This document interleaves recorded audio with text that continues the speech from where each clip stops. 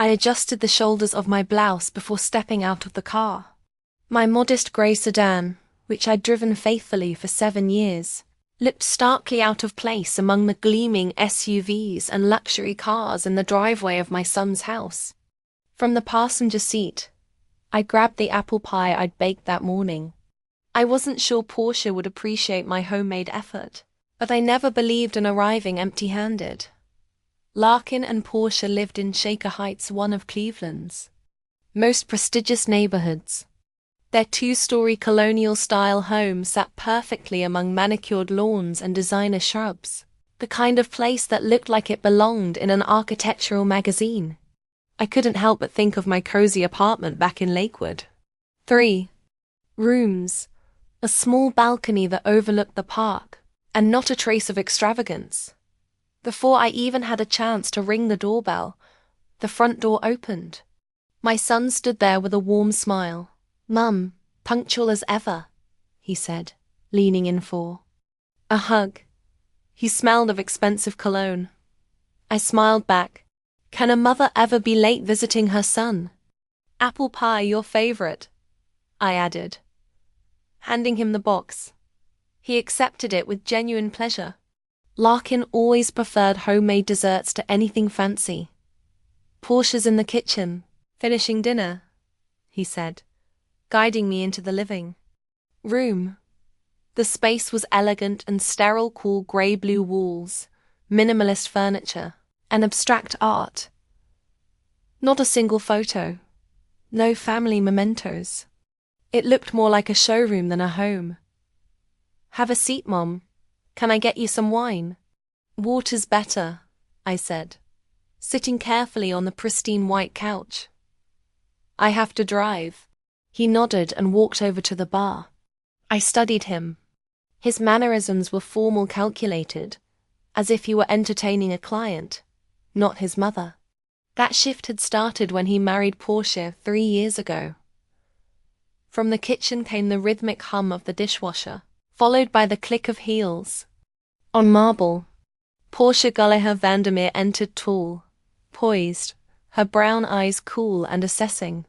Her dark hair was swept back in a tight bun that accentuated her sharp features. "Good evening, Roxy," she greeted, her smile barely touching her lips. "I hope the drive wasn't too exhausting."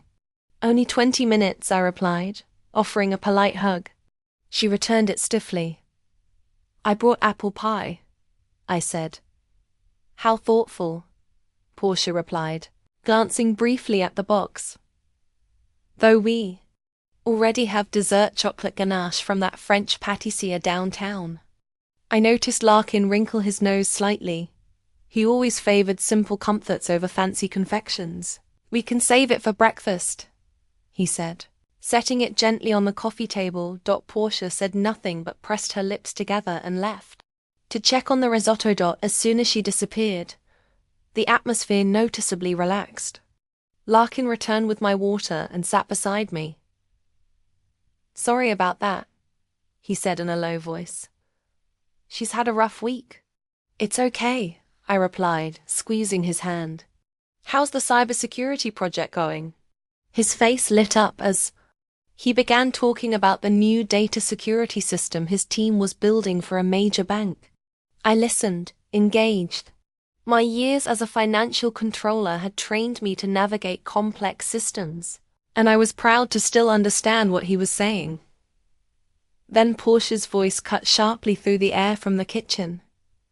"Ashley, now isn't the time." "What do you mean the board didn't approve it?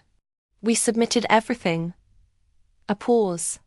"If Syntax Solutions doesn't get that funding, we're all finished." Then more urgently, "Of course I didn't tell Larkin. His mother already thinks marrying me was a mistake." I flinched. I'd never said anything like that to anyone. I may not have bonded with Portia, but I'd always tried to be courteous. "We'll talk later. I'm having dinner with my mother-in-law." She spat the last words like vinegar. I quickly grabbed a magazine from the table and pretended to read as she entered the room again with a strained smile. "Dinner's almost ready. Larkin's opening. The wine." "Wonderful," I said, Smells delicious. It's risotto with portobello mushrooms and truffle oil, she said, clearly expecting to impress. Sounds exquisite, I replied.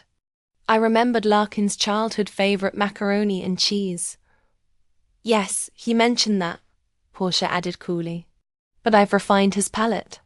Dinner was served at a long glass table that looked like it belonged in an art gallery. Each plate was decorated meticulously, garnished with microgreens and colorful sauce droplets. It's like art, I said sincerely. Food is about aesthetics and experience, she said, as she poured the wine. Larkin looked tense. Trying to steer the mood, I asked, "How's the bathroom remodel coming along?" "We scrapped the old plan," Larkin replied. "We're doing a full renovation. Italian tile, Japanese fixtures. The budget tripled," Portia said proudly. "But quality is worth the price." I nodded. I'd redone my own bathroom 2 years ago, discounted tile, DIY painting. Modest, functional, and clean. Of course, if you can afford it, I said. Portia sipped her wine. Unlike some, we believe in investing in the future. Life is too short to settle for less. Larkin quickly changed the subject. "Mom, how's your consulting practice?" "Yes," Portia added. "How's your business?" "It's going well," I replied. "I recently signed 2 small businesses, helping them build financial strategies." Portia blinked. "You actually do financial advising?" "Mum has a finance degree and 20 years' experience as a controller," Larkin said, a touch defensively. "Really?" She looked at me, as if she were seeing me for the first time. "I thought you were just a housewife. I started working after my husband passed. Someone had to pay the bills." "Ah," Portia said thoughtfully. "That explains your conservative views on money." She glanced at my simple outfit. "Financial prudence is never a bad idea," I said, calmly taking another bite. "What a dated mindset," she scoffed. "Success comes to those who take risks. That's why Syntax is growing. We go bold." I recalled her frantic phone call but said nothing. Then she pivoted again. "By the way, Roxy, I've been meaning to say those floral blouses and cardigans. They age you.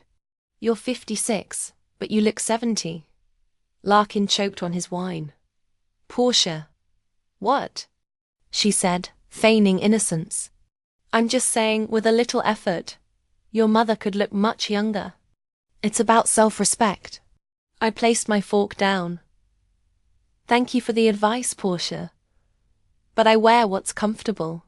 I've earned the right to dress for myself." "That's exactly it," she said, laughing lightly. "At my age, you've boxed yourself into an old woman mindset. No wonder you live so modestly. You've forgotten how to enjoy life." I didn't respond. I just smiled softly. Let her think what she wants. She had no idea what was coming. Larkin looked increasingly discomforted, but didn't dare to stop. His wife. "Portia thinks it's important to look good for work," he murmured, trying to smooth things over. "Not just for work," she objected. "For yourself, Roxy. When was the last time you went to a spa? Had a good manicure by designer clothes?" "I recently got a haircut," I replied with a slight smile. "And designer clothes frankly aren't high on my list of priorities." Portia rolled her eyes. "That's why you don't have a man after all these years of widowhood. You've stopped looking after yourself." "Portia," Larkin finally raised his voice. "This is too much." It put my hand on my son's shoulder. "It's all right, Larkin. Everyone has their own priorities. Portia values looks and status. I value financial independence and peace of mind. What good is independence if you don't enjoy life?" Portia snorted. "What good are designer things if you have to worry about tomorrow?" I parried softly. The rest often are past intense silence. The dessert, an exquisite chocolate ganache, was really great, but too sweet for my taste. I complimented it, eliciting an indulgent smile from Portia. "It's one of the best desserts in town," she said. "Worth the money." As I was about to leave, Larkin walked me to my car. "I'm sorry about tonight, Mom," he said quietly. "Portia didn't mean to hurt you. She's just straightforward." "Don't apologize." I stroked his cheek. "It's okay. The important thing is that you're happy." He nodded uncertainly, and the movement told me more than any words could. On the way home, I pondered Portia's strange behavior. Her aggressiveness seemed excessive, even by her standards. Something was definitely going on at Syntax Solutions, and it bothered her greatly. Parking outside my house, I pulled out my phone and found the number for Jonah Baxter, my former colleague, who was now in private equity and consulting. If anyone could tell me about the state of affairs at Syntax Solutions, it was him. "Jonah, it's Roxy Vandermeer. I'm sorry to call you so late, but I need your help. What do you know about a company called Syntax Solutions?" The next morning, I woke up earlier than usual. My conversation with Jonah last night had left me with a lot of questions and one important answer. Syntax Solutions was indeed on the verge of financial collapse. "Roxy, this company is a sinking ship," Jonah said in his characteristic low voice. "They lost a key client 3 months ago. The stock is plummeting. Investors are panicking. I hear they're looking for a white knight, an emergency investor to inject fresh capital."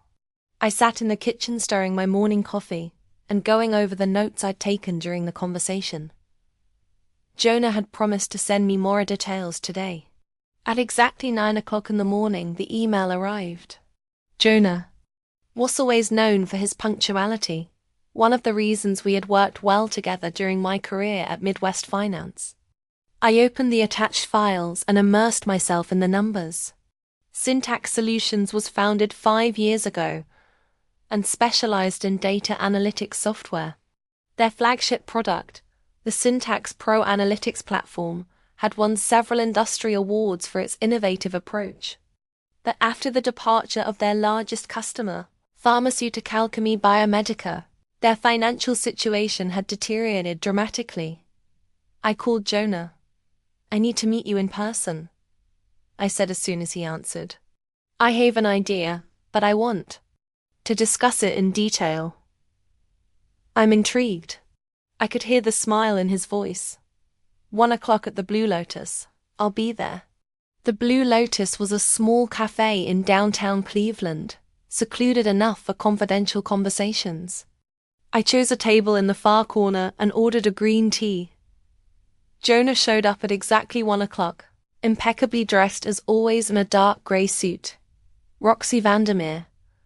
He shook my hand warmly. "You still look like you could blow any financial report to atoms." I smiled. Jonah was one of the few people who always valued my professionalism over looks or status. "And you still wear those awful ties?" I parried, nodding at his bright blue, finely patterned tie. He laughed and sat down across from me. "So, what are you so interested in Syntax Solutions? Don't tell me you're planning to invest." I raised an eyebrow in silence. "Roxy, no." He leaned closer. "It's a risky venture. They might not survive." "They might survive." I opened my tablet and showed him the spreadsheet I'd made this morning. "Look, their technological dividend are at least 2 years ahead of the competition. The problem is not the product, but management and marketing." "Agreed. But, I analyzed their patent portfolio," I continued.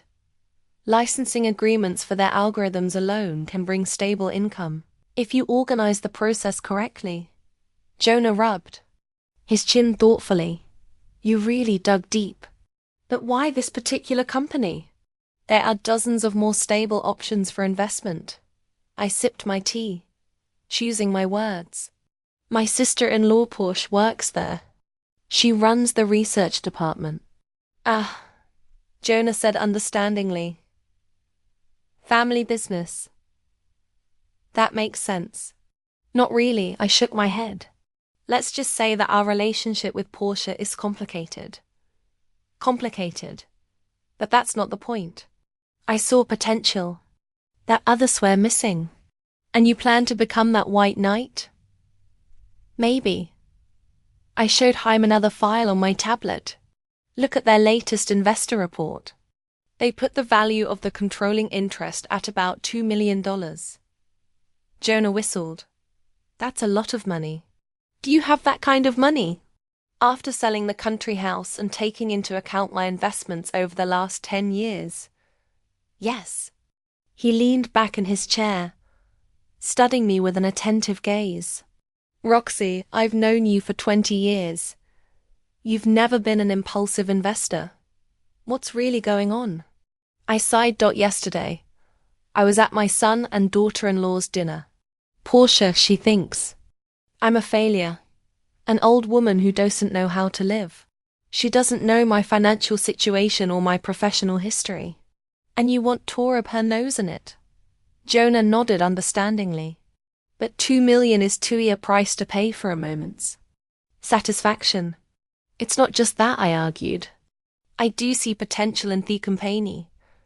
And the fact that I'll be able to shake up Portia a little is just a nice bonus. Jonah laughed. You haven't changed, Roxy. Always finding a way to combine business with pleasure. So you're going to help me with this deal? He tapped his fingers on the table thoughtfully. On one condition, I'll do me own due diligence on the company over the next 2 days. If I find anything seriously troubling, you drop the idea. Deal. Deal. I extended my hand and we sealed the agreement with a handshake. While Jonah was busy checking in, I decided to watch Syntax Solutions from the other side. The next morning, it parked not far from their office, a modern glass building in a technology park on the outskirts of Cleveland. I knew Portia usually arrived at work by 8:30. At 8:25, her silver Audi pulled into the parking lot. Portia got out of the car, elegant, wearing a dark blue suit and a leather shoulder bag. But even from a distance, I could see the tension in her gait. She was almost running toward the entrance, not even stopping to answer the guard's greeting. I waited another half hour watching the employees arriving for work.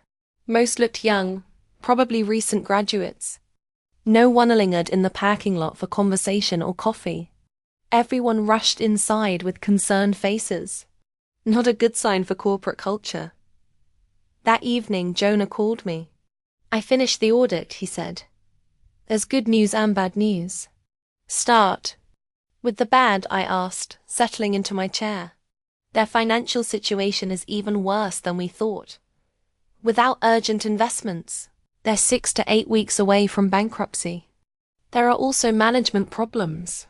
The CEO seems more concerned with his image than with the company. And the good ones, their technology is really impressive. And the patent portfolio is worth even more than we realized. With the right management, the company can not just survive, but become a leader in its niche.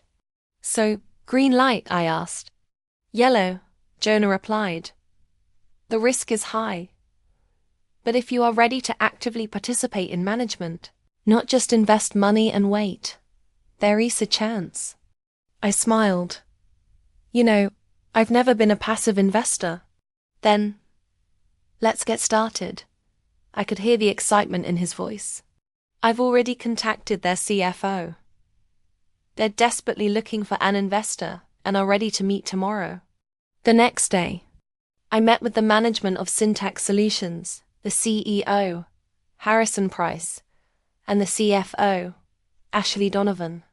Price was exactly as Jonah had described him, assertive with a perfect smile and the empty eyes of a man used to talking more than doing. Ashley, on the other hand, gave the impression of a competent professional cornered by circumstances. Mrs. Vandermeer, Price began after an exchange of pleasantries. I must admit that your offer came as a pleasant surprise. We had not expected interest from an individual investor of such a caliber. His gaze slid over my Motherhood, and I could almost hear him thinking, where did that woman get that kind of money? I prefer to invest in technology with potential, not designer clothes, Mr. Price, I said with a slight smile. And your analytics beta definitely has potential. Ashley visibly relaxed after those words. We've prepared a presentation of our latest developments, she said, opening her laptop. Before we get into the technical details, I interrupted. Let's get the terms straight. I'm willing to invest $2 million in exchange for a 51% stake in the company. 51%. Price straightened up. We were counting on a minority investor. 49% is the maximum we can offer. In that case, I wish you luck in finding another investor. I began to gather my papers. You have less than 2 months before you're working. Capital is completely depleted as I understand it. Price turned pale and Ashley threw him a warning glance. Perhaps we could find a compromise, she said cautiously. 51%, but with the current management team remaining in place for say 6 months, 3 months, I replied. And I want full access to all financial and operational data from the moment the agreement is signed. After 2 hours of intense negotiations, we reached an agreement. I would receive 51% of the stock, chairmanship of the board of directors, and the right to appoint a CFO in 3 months. Price retained the CEO position, but with a probationary period. When we were done, Ashley walked me to the exit dock. Thank you, she said quietly. The company deserves a second chance. We have real innovative technology. I know, I said. I wouldn't have invested otherwise. May I ask? She paused. Why our company? There are a lot of promising startups in the technology sector right now. I smiled. Let's just say I have a personal interest in the success of Syntax Solutions. At that moment, I noticed Portia coming out of the conference room at the end of the hallway. She was engrossed in a conversation with a coworker and didn't notice me. I quickly said goodbye to Ashley and headed forth exit, not wanting to meet my sister-in-law prematurely. As I drove home, my phone kept ringing. Lawyers, financial advisors, even a reporter from the local business newspaper who had somehow gotten wind of the deal. Diving. All formalities were settled and I officially became the owner of the controlling stake in Syntax Solutions. That same evening, Larkin called Mom. Would you like to have dinner with us on Saturday? He asked. Portia insisted. I raised my eyebrows in surprise. Portia had never insisted on me presence before. I would love to, I replied. Is something wrong? I don't now. I could hear the bewilderment in my son's voice. She said she had good news from work. Some investor saved the company from bankruptcy. She's very excited.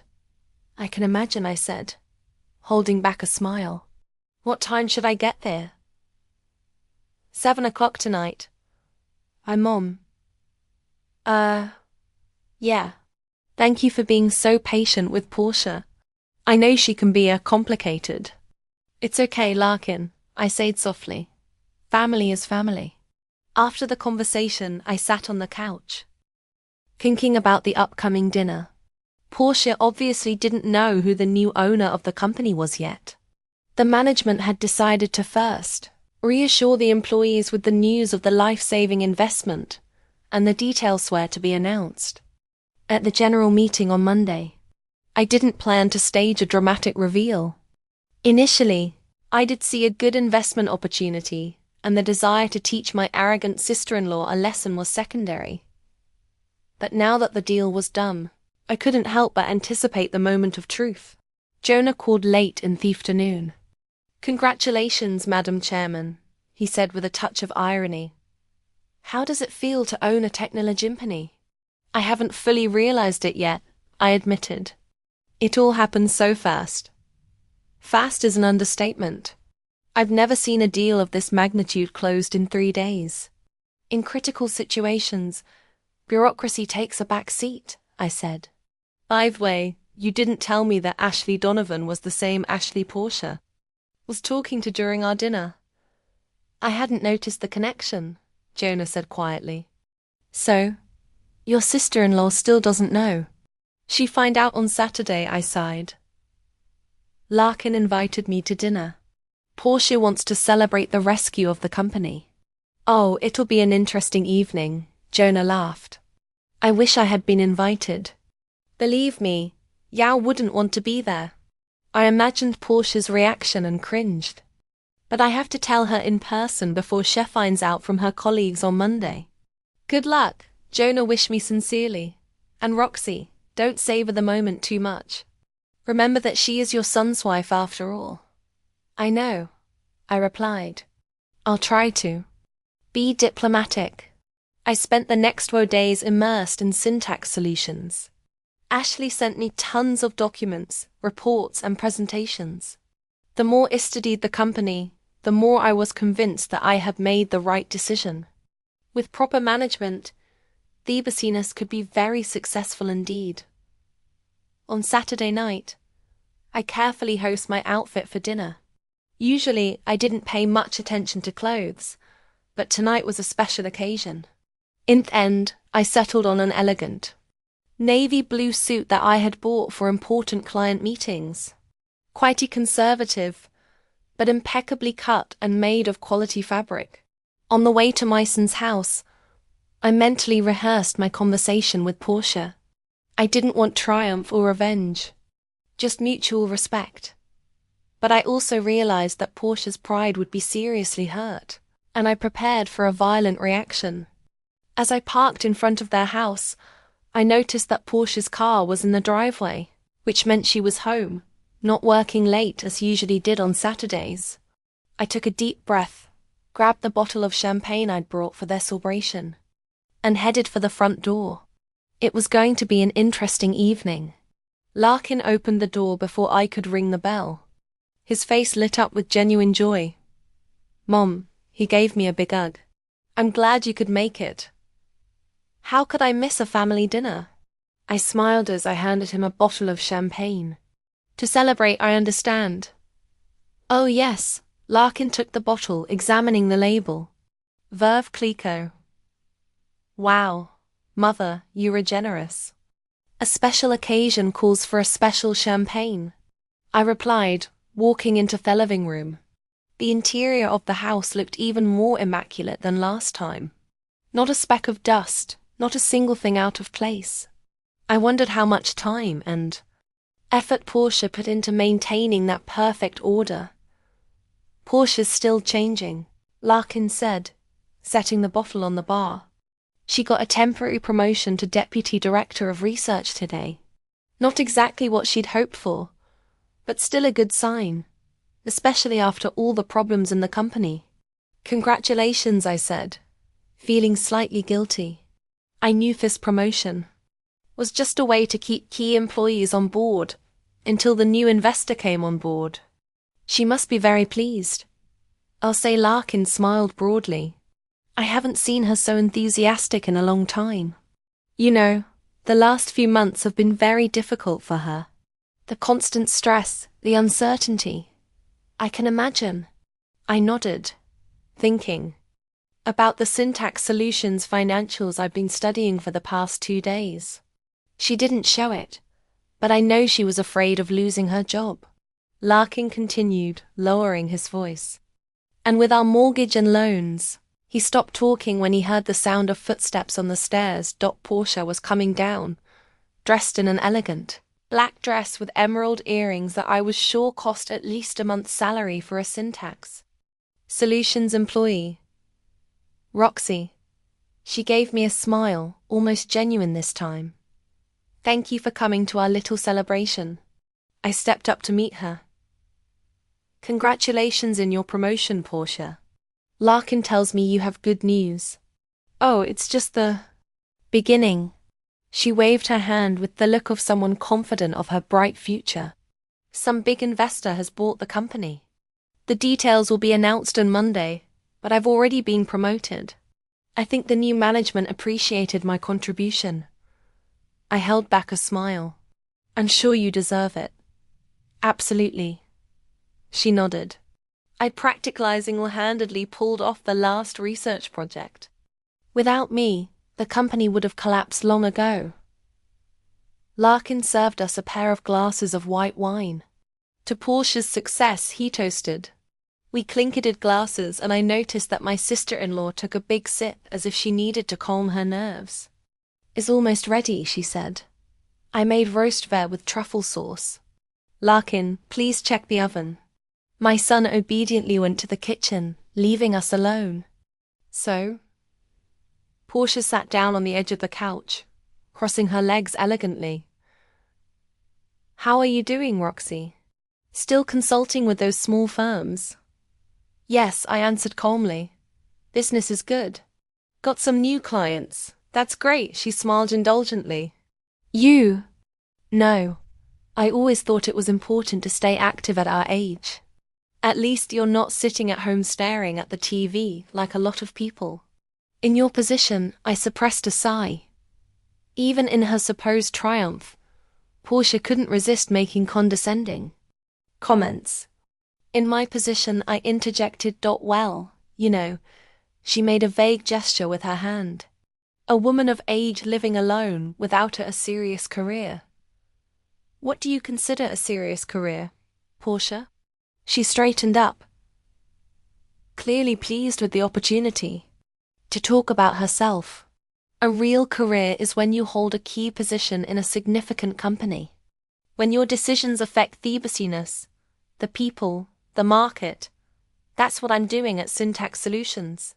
We're creating the future of data analytics. That sounds impressive. I nodded. It is. She perked up even more. You know, a lot of men in our industry still think that a woman can't be a true leader in technology. But I'm proving otherwise every day. And the new investor? I asked cautiously. Do you know anything about him? Portia wrinkled her nose. Not yet. No, just rumors. They say he's some Wall Street financier. I hope he understands the value of innovation and won't just squeeze money out of the company. Larkin's back from the kitchen. Dinner's ready. We can sit at the table. We moved into the dining room, where a table was set with expensive china and crystal. I noticed that Portia had taken out her best set, not the one I'd used on my last visit. It looks great. I complimented as Larkin placed the roast on the plates. It's a recipe from the chef at Leonarden. Portia said, I raced there for a conference last year. It's hard to make, but for special occasions it's worth the effort. The food was indeed superb. Tender veal in an exquisite sauce. Perfectly cooked vegetables. I sincerely praised my sister-in-law's culinary talents. Oh, it's nothing. She dismissed it. Booty could see that she was pleased with the praise. When you have good taste, it's natural to cook well.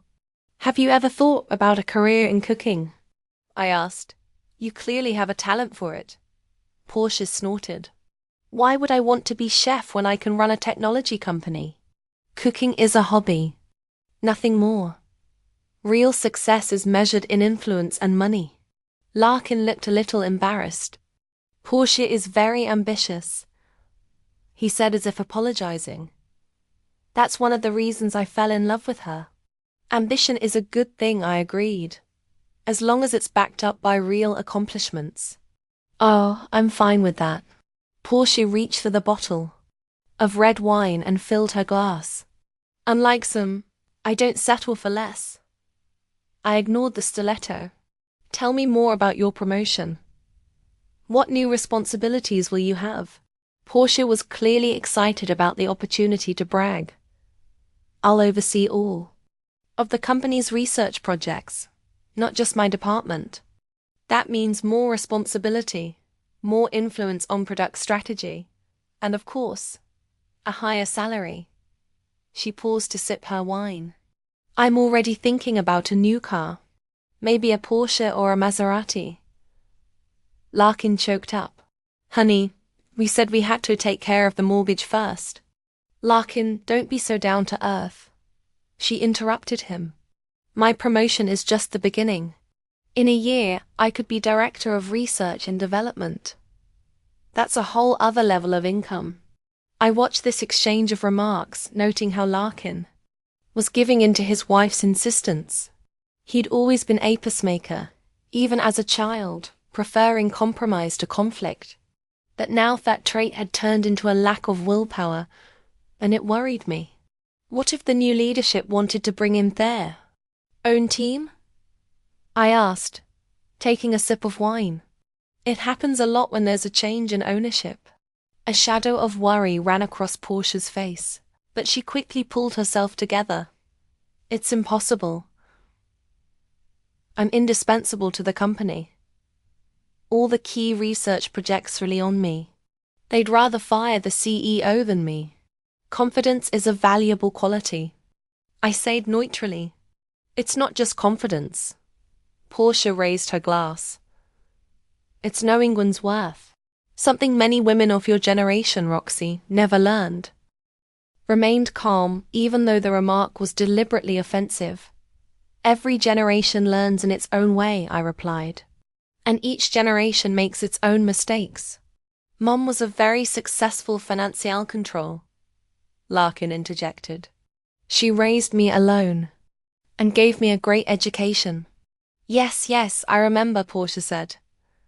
And that is certainly worthy of respect. But you have to admit, Larkin. It's not the same as having a real career in the modern world of technology. I noticed my son tense, beat again.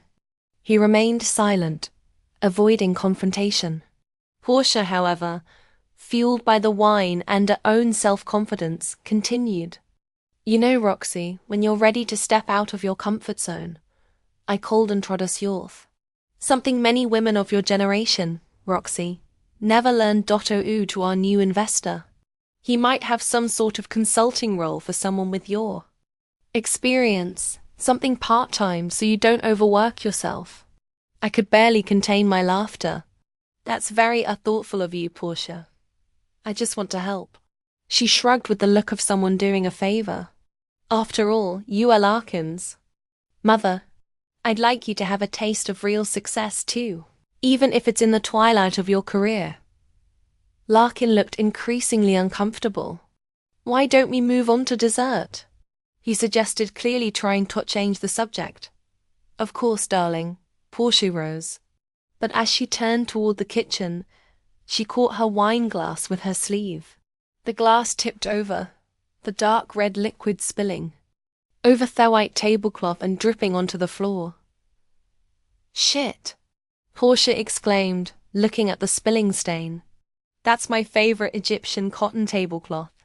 She rushed to the kitchen and returned with paper towels, which she used to blot the tablecloth. The wine's already soaked in, she muttered irritably. Now I'll have to have it dry cleaned. I can help, I offered, standing up. No. Sit, Portia said. It's just, she noticed a drop of wine on the floor. Larkin, get a damp cloth from the kitchen. My son obediently went to perform the task while Portia continued to struggle unsuccessfully with the stain on the tablecloth. Her perfect evening was ruined, and I could see her irritation growing. Larkin returned with a damp cloth. Here, dear. Portia snatched the rag, but instead of tackling the floor, she continued rubbing the tablecloth, growing more and more nervous. Hey, it won't come off. You need to sprinkle salt on it to soak it up, I suggested. And then soak it in cold water and vinegar. Portia turned tone sharply. If I wanted advice on housekeeping, I'd ask for it. Larkin put his hand on her shoulder. Portia, Mom is just trying to help. She doesn't need help with advice. She snapped back. Let her do something useful. She threw a wet rag in my direction. The rag hit my chest and fell to my knees, leaving a wet stain on my suit. Wipe the floor, maid. Portia blurted out. You'll do some good. There was a shocked silence. Larkin stared at his wife with his mouth open, clearly unable to believe his ears. Then, as if trying to break the unbearable tension, he chuckled nervously. Portia, what are you? He began, but stopped, not knowing how to respond to such blatant rudeness. I slowly lifted the rag from my lap, feeling everyone's eyes on me. Time seemed to slow down. I could have responded harshly. I could have gotten up and walked away. I could have made a scene. But instead, I calmly put the rag on the table and looked straight into Mrs. Sister-in-law's eyes. Portia, I said quietly but firmly, I don't think you quite understand the situation. What is there to understand? She snorted, still filled with anger. You've ruined my holiday party with your advice. And yesterday I bought a controlling interest in Syntax Solutions. I interrupted her, keeping my tone calm. 0.51% that makes me the majority owner. And in effect your employer. Portia froze with her mouth open. The colour slowly receded from her face. What? She whispered. Is this some kind of a joke? No, it's not a joke. I pulled a folder out of my bag and placed it on the table. Here's a copy of the agreement. You can check it out for yourself. As of Monday, I'm officially chairman of Syntax Solutions. Larkin looked stunned. Mom, how did you? He stammered, unable to formulate a question.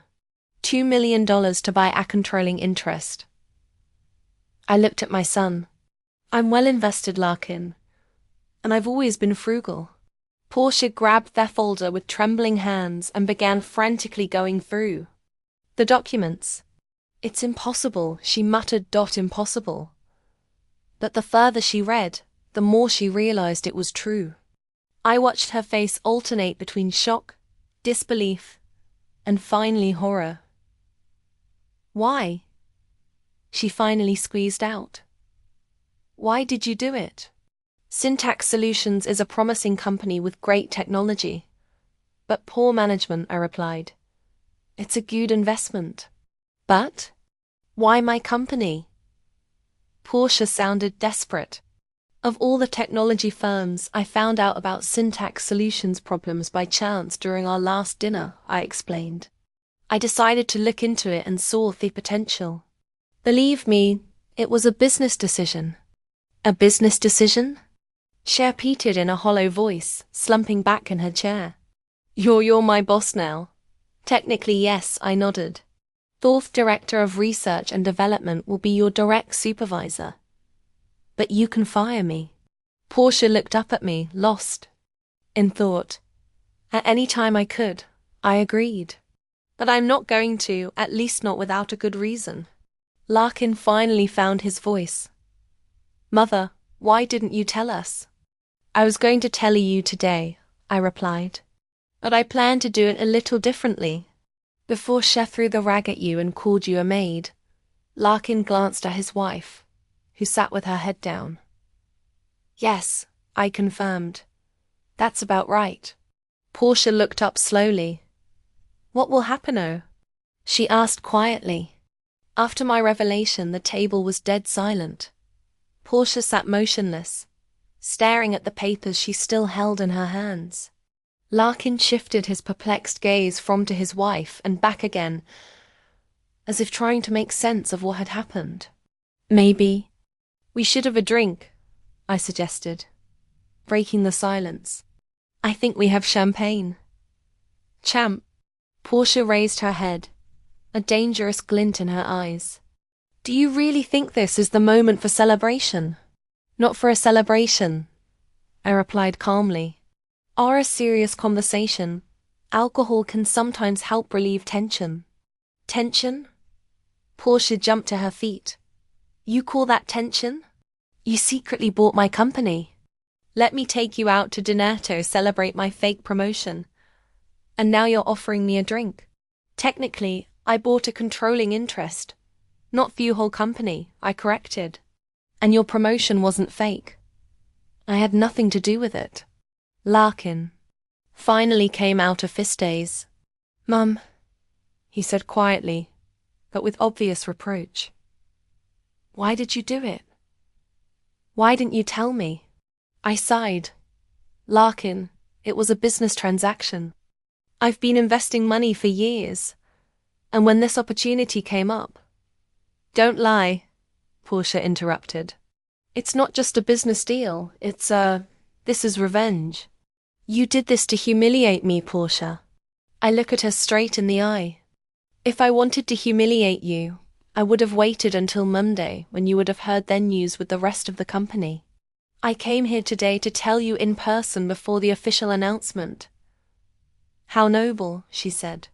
Larkin stood up and walked over to the bar. He took out a bottle of whiskey, poured himself 2 fingers, and drank it in one gulp. I'd never seen my son drink like that before. "Larkin," I began.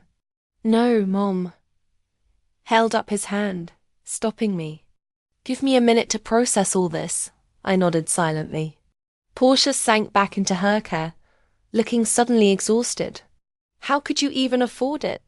she asked after a moment. $2 million. Where did you get that kind of money?" "I've always been frugal," I replied. "After your father died," I looked at Larkin, "I got an insurance policy. I invested it in stocks, then real estate. Sold their country house 3 years ago for a good profit. Plus, my consulting practice makes a nice profit too." "And you've been pretending all this time, a poor pensioner." Portia looked at me with disbelief. "I never pretended. I counted. I just didn't flaunt my financial situation. Unlike some people, I don't think a man's worth is determined by his bank account or his brand of clothing." Portia flared up. "Is that a spiel against me again?" "It's a fact." I shrugged. "You yourself have repeatedly commented on my closet, my lifestyle, my inability to live. You thought I was a failure just because I didn't brag about my accomplishments." Larkin poured more whiskey, this time for himself and his wife. "Mother," he said, handing the glass to Portia.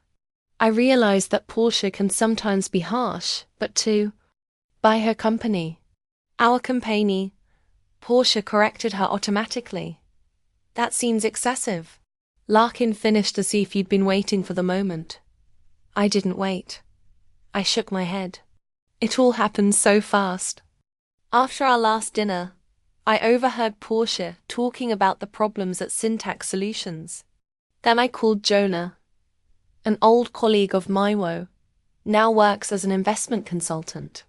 He looked into the company and said that despite the financial difficulties, it had excellent technology potential.